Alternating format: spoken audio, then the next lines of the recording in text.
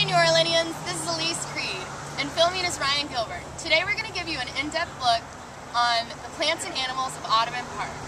You may know this park very well because it's the perfect place for walking your dog or picnicking on the weekends. Today is very different. We're going to be giving you an in-depth look on the animals that you may see every day but don't know anything about. We're really excited.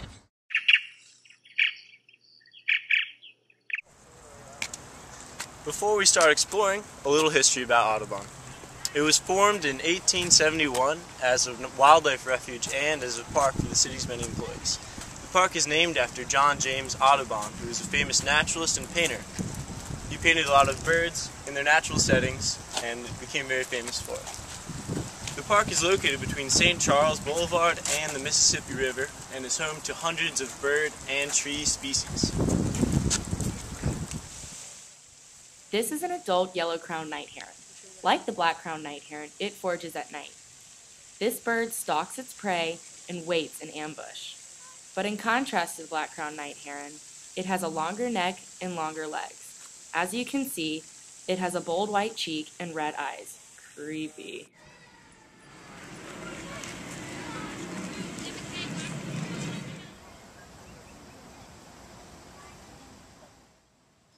Here we can see some male wood ducks.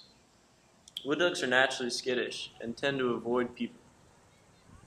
Wood ducks are cavity nesters. The females nest in tree cavities and nest boxes. If the female can't find an available nest box, sometimes she will lay her eggs in another female's nest. After the ducklings hatch, they jump down to the ground to join their waiting mother.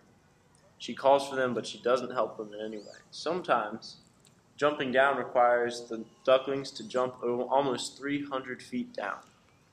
Right now, the birds are already paired, and usually they produce 2 broods in 1 year. This is a great example of bush killer vine. See how it has the compound leaf and the 5 leaflets? It's beginning to bud, and you can see that the flowers are going to be salmon colored, but they bud in the late summer.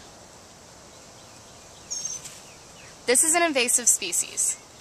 Do you see it? Oh.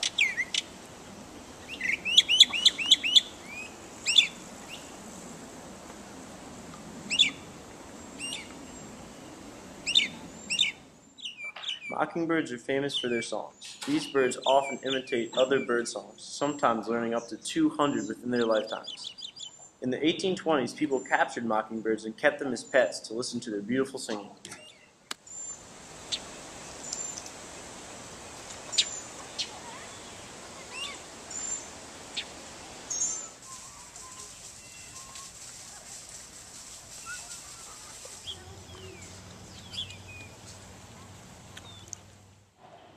Here we can see a house sparrow.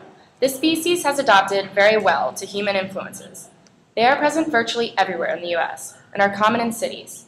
House sparrows are not native to North America, but were introduced in New York in 1851. The house sparrow takes frequent dust baths. It throws soil and dust over its feathers, like it were taking a water bath.